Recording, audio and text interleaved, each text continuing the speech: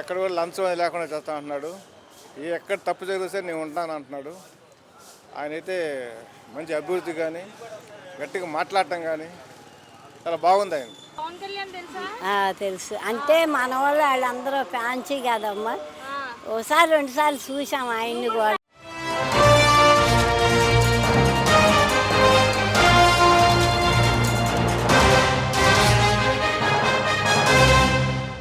మీ పేరేంటి? నా పేరు Nageswararao. Sir, last 5 years Jagananna పరిపాలన, ఇప్పుడు కూటమి ప్రభుత్వం ఉంది, చంద్రన్న, పవన్ కళ్యాణ్. మీ ఒపీనియన్ ఏం చెప్తారు? ఫీడ్బ్యాక్ ఏం చెప్తారు? మా ఒపీనియన్ కూటమి ప్రభుత్వం బాగుంది. ఓకే.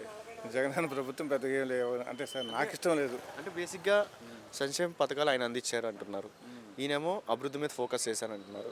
మీకు ఏది నచ్చింది? అభివృద్ధి మెయిన్ ఇంపార్టెంట్, సంక్షేమం ప్రజలకు ఇవ్వాలని మెయిన్ ఇంపార్టెంట్? అభివృద్ధి అభివృద్ధి చేయడం వల్ల ప్రజలకు ఉపాధి కలిగిద్ది అంటారా? నిజంగా చేయొచ్చు కదా. అభివృద్ధి అయితే ఎన్నో వస్తాయి, రకరకాల కంపెనీలు రావచ్చు, ఇంకోటి రావచ్చు, ఏదైనా రావచ్చు. అభివృద్ధి బెస్ట్. జరిగిన 5-6 నెలలు పథకాలంటే తలా 10,000 ఇచ్చేసి సరిపోతుందా? 10,000 అదే పెద్ద కదా. ఎన్ని రోజులు వస్తాయి? ఒక వారం 10 రోజులు వస్తాయి, తర్వాత ఇంకేం ఉండదు. సార్, జరిగిన 5-6 నెలల్లో మీ ఏరియాలో, మీ ప్రాంతంలో ఏమైనా కదిలిందా? ఏమైనా ఫోకస్ చేశారంటే ఏం చెప్తారు? ప్రస్తుతానికి రోడ్లు ఒకటి వేస్తున్నారు, ఓకే. తర్వాత డ్రైనేజ్, తర్వాత వాటర్ పైప్ వేస్తున్నారు. ఓకే. ఆ వాటర్ పైప్ ఎప్పటి నుంచో పాతవి ఉన్నాయి. ఇక్కడ కనీసం 1 మీటర్ లోతున ఉన్నాయి. ఇప్పుడు ఇటు పైన వేస్తున్నారు, మీటర్ పైన ఉన్నాయి. ఇప్పుడు ఇవి పైకి వేస్తున్నారు. వాటర్ కూడా రావడానికి బాగుంటుంది. అంతకుముందు ఓల్డ్ పైపులు అని బీడు పైపులు ఎక్కడంటే అక్కడ బాగా పగిలిపోయేసి మురికి వాటర్ వస్తుంది. ఇప్పుడు అలా కాకుండా మంచి వాటర్ రావడానికి అవకాశం ఉంది. సార్, అదేవిధంగా డిప్యూటీ సీఎం పవన్ కళ్యాణ్ గారు ఉన్నారు. ఆయన మీద మీ అభిప్రాయం ఏంటి? పవన్ కళ్యాణ్ గారి గురించి ఏం చెప్తారు? ఆయన మాట మీద నిలబడే వ్యక్తి. ఇంపార్టెంట్గా ఎక్కడ కూడా ఫ్రాడ్ అనే దానికి ఒప్పుకోవట్లేదు. ఆయన కరెక్ట్గానే చేస్తున్నాడు. ఎక్కడ కూడా లంచం అది లేకుండా చేస్తా అంటున్నాడు. ఎక్కడ తప్పు జరిగితే నేను ఉంటాను అంటున్నాడు. ఆయన అయితే మంచి అభివృద్ధి కానీ గట్టిగా మాట్లాడటం కానీ చాలా బాగుంది ఆయన. బాబాయ్, అంటే ఇప్పుడు పవన్ కళ్యాణ్ అంటున్నాడు కదా, తప్పు చేస్తే ఎవరిని వదిలేదే లేదు అని చెప్పి. మరి నిజంగా తుక్కి తాట తీస్తాను అంటున్నాడు. మరి తప్పు చేసే వాళ్ళకి, చెయ్యాలి అనుకునే వాళ్ళకి మరి పవన్ కళ్యాణ్ అంటే భయం పుట్టిద్ది అంటారా? మరి భయమే కదా. తప్పు చేస్తే గబుకొని ఆయన వరకు వెళ్తే ఆయన ఒప్పుకోడు. కరెక్ట్గా తప్పు అని తెలిస్తే ఆయన ఒప్పుకోడు. ఆయన వరకు వెళితే దాన్ని తప్పకుండా దాన్ని ఏదో ఒకటి చేసి ఊరుకోకుండా అదే సాల్వ్ చేస్తాడు. అదే అదే. మరి ఇప్పుడు ఎవరు వెళ్ళలేని ప్రాంతానికి కూడా మన డిప్యూటీ సీఎం పవన్ కళ్యాణ్ వెళ్తున్నాడు. రీసెంట్గా చూసుకుంటే వైజాగ్ దగ్గర ఒక గిరిజన ప్రాంతానికి కూడా వెళ్ళాడు. ఇప్పటి వరకు అసలు ఆ ప్రాంతానికి ఏ లీడర్ కూడా వెళ్ళాడు. మన కడప కూడా అడేది గొడవలు అయితే అక్కడికి వెళ్ళాడు. ఒక ఎంఆర్ఓని కొడితే అక్కడికి వెళ్ళాడు. కానీ యాక్చువల్గా అయితే అది రాయలసీమ ఫ్యాక్షనిస్ట్ ప్రాంతమైనా సరే డేరుగా వెళ్తున్నాడు. డేరుకి వెళ్ళి నేను ఉంటేనే పోతాను, నేను ఈ పని చేసే వెళ్తాను అని చెప్పి అంటున్నాడు. ఆయన చాలా చక్కగా చేస్తున్నాడమ్మా. ఏదైతే ఉందో ఈ సర్వీస్లో పవన్ కళ్యాణ్ లాంటి లీడర్ని ఎప్పుడైనా చూసారా?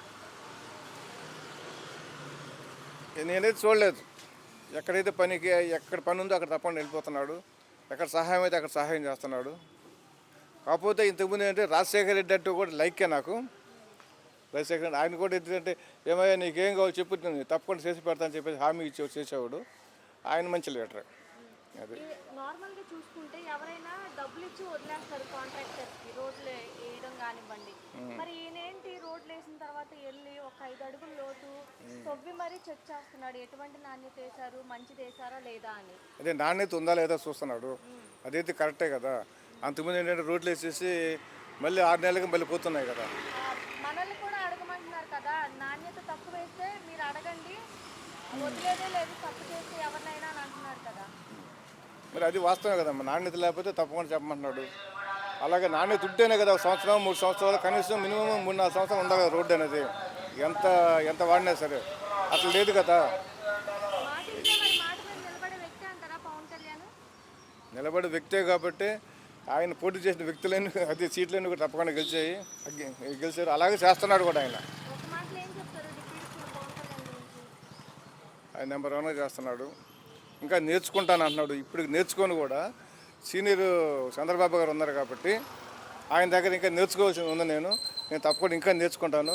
నేర్చుకొని నేను డెవలప్ అవుతాను, మేము డెవలప్ చేస్తాను అంటున్నాడు. ఎందుకంటే మా అన్నయ్య గారు రామారావు గారు ఎవరు మాకు రామారావు ఎన్టీ రామారావు గారు ఆ, మాకు అన్న మా దవనిగడ్డ ఆయన ఊరు మాకు బాగా తెలుసు, మేము వెళ్తాం మొత్తం.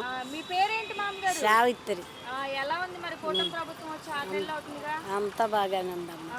బాగానే చేస్తున్నారా? ఆ, ఆ, మరి పింఛనీళ్ళు ఇప్పుడు పెడతారంటగా, పెట్టినాక పెట్టుకుంటాం. ఆ, పెట్టుకో నువ్వు కూడా.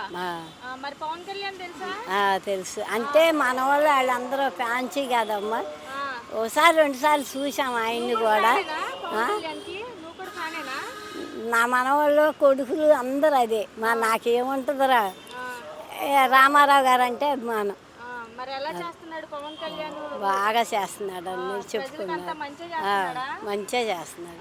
రోడ్లు వేపిస్తున్నాడు. రోడ్లు అయిపోతున్నాడు, అడవిలో కూడా రోడ్లు అయిపోతున్నాడు అంట. అటు వైజాగ్ ఇంకా ఇటు కూడా ఇదే అడవి నక్కలో ఏదో ఉందన్నాను. అక్కడ కూడా అది అంతా అడివైనా చక్క రోడ్లు వేసాడు, అంతా బాగానే ఉంది.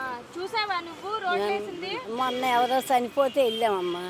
ఇటు వరకు రోడ్లు ఉండే కదా, ఇప్పుడు ఉన్నాయి, బాగుంది.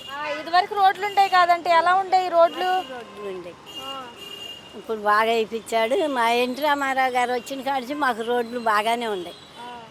మరి ఇప్పుడు ఈ ప్రభుత్వం వచ్చిన తర్వాత వెంటనే రోడ్లు వేయాలి ముందు అనే ఆలోచన మంచిదే అంటావా? మంచిదే, ప్రజల కోసం ఏది చేసినా మంచిదే అమ్మా, వాళ్ళే ఆదుకుంటారు. మరి ఎవరు వెళ్ళని ప్రాంతాలకు కూడా డిప్యూటీ సీఎం పవన్ కళ్యాణ్ వెళ్తున్నాడుగా. వెళ్తున్నాను. మరి పవన్ కళ్యాణ్ లాంటి లీడర్ మీ సర్వీస్ లో ఎప్పుడైనా చూసావా? నేను 4-3 మాట చూశానమ్మా. ఎవరు చూసావు? పవన్ కళ్యాణ్ చూసా. రామారావు గారు అయితే అసలు మాకు సెకండ్లు ఇచ్చి మాకు అన్నీ మంచిగా, మాకు అప్పుడు తుఫాన్ వచ్చింది ఎన్టీ రామారావు గారు అప్పుడు. ఆయన ఊరు మా ఊరు దగ్గరే. మరి అందరూ దగ్గర అన్న వీళ్ళు నీలాంటి వాళ్ళని గుర్తించి మంచి చేస్తారని నమ్మకం ఉంది. ప్రభుత్వాన్ని నమ్మచ్చా? నమ్ముతున్నాం, చేస్తే చేస్తారు, అదంతా మా అదృష్టం. 4,000 పింఛన్ చేశారు అంటున్నారు, నిజంగా చేశారు? చుట్టుపక్కల చేశారు, అవిటి వాళ్ళకి 6 ఏళ్ళు ఇస్తున్నారు. మాట మీద నిలబడ్డారా? చేసి నిలబడ్డారు, జీతం వస్తుంది, పింఛనీళ్ళు తీసుకుంటున్నారు. లేని వాళ్ళు కూడా ఇచ్చేస్తే ఇంకా ఆనందం. ఇప్పుడు పెట్టినాక పెడతాను, ఇంకా వదలలేదు అంటున్నారు.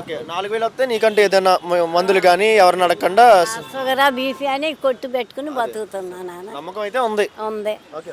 అంతే, అదిగా ఆ పైన దొరకం ముందు కింద మేము ఉండం కాదయ్యా.